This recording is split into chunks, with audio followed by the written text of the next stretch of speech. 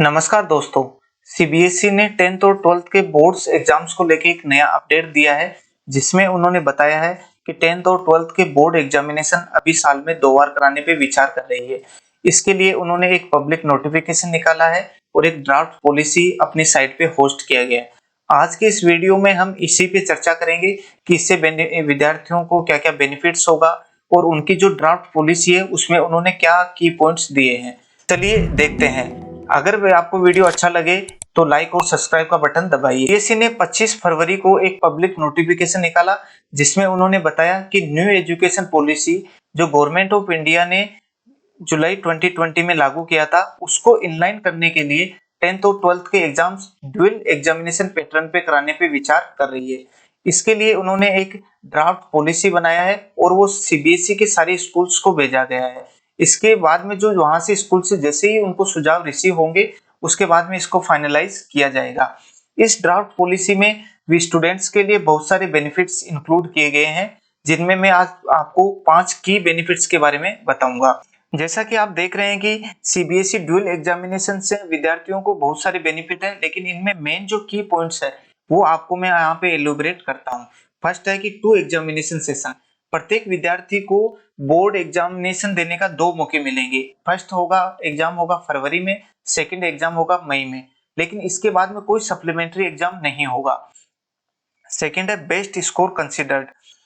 दोनों एग्जाम्स में जो बेस्ट होगा स्कोर वही कंसिडर किया जाएगा। मान लो कि कोई विद्यार्थी फरवरी में एग्जाम देता है एक सब्जेक्ट की और वही सब्जेक्ट की एग्जाम देता है मई में, तो दोनों में से जो अच्छा स्कोर करेगा उसको ऑब्टेन किया जाएगा उसकी मार्कशीट के लिए। थर्ड है फ्लेक्सिबिलिटी फॉर स्टूडेंट्स। इसके अनुसार मतलब हर एक स्टूडेंटों को 2 एग्जाम देने के मौके मिलेंगे। मान लो कोई स्टूडेंट फरवरी का एग्जाम देता है और उसको लगता है कि इस सब्जेक्ट में मेरे अच्छा स्कोर आ सकता है, तो वो ऑप्ट आउट भी कर सकता है मई के एग्जाम्स को। उसके लिए अनिवार्य कोई बाध्यता नहीं है देने के लिए। फोर्थ है पोटेंशियल बेनिफिट्स।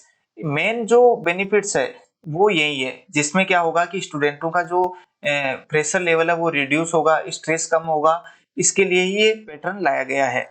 5 है न्यू एजुकेशन पॉलिसी को इनलाइन करने के लिए सीबीएसई ड्यूअल एग्जामिनेशन पैटर्न को लागू कर रही है और उसकी रिकमेंडेशन भी है गवर्नमेंट की न्यू एजुकेशन पॉलिसी में रिकमेंड किया गया है।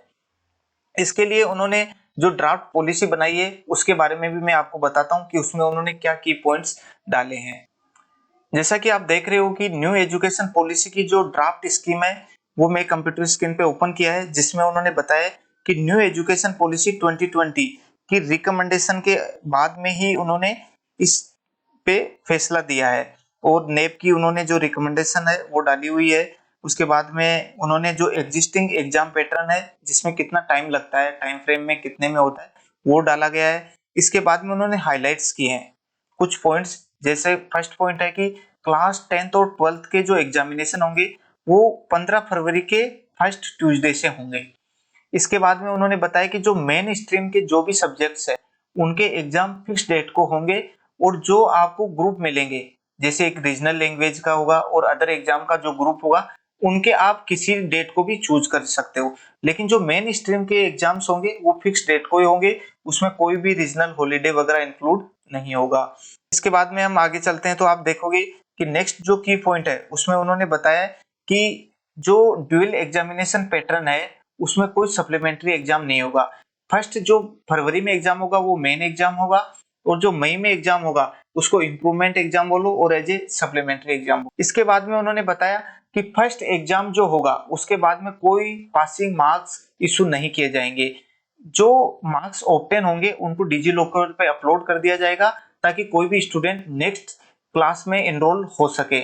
जब सेकंड एग्जाम हो जाएगा उसके बाद में स्टूडेंटों को मार्कशीट इशू की जाएगी और फाइनलाइज सर्टिफिकेट दिया जाएगा। एट लास्ट उन्होंने बताया कि जो ये ड्राफ्ट पॉलिसी है वो सीबीएसई की कंसर्न स्कूल्स को भेजा गया है, इस पे सुझाव मांगे गए हैं और जैसे ही उनके कमेंट्स रिसीव हो जाएंगे इसके बाद में इसको फाइनलाइज कर दिया जाएगा। तो मेरे हिसाब से मुझे लगता है कि 10th और 12th के जो सीबीएसई बोर्ड के एग्जाम्स है जो 26 में होंगे वो इसी पैटर्न पे होने पे पूरी उम्मीद है।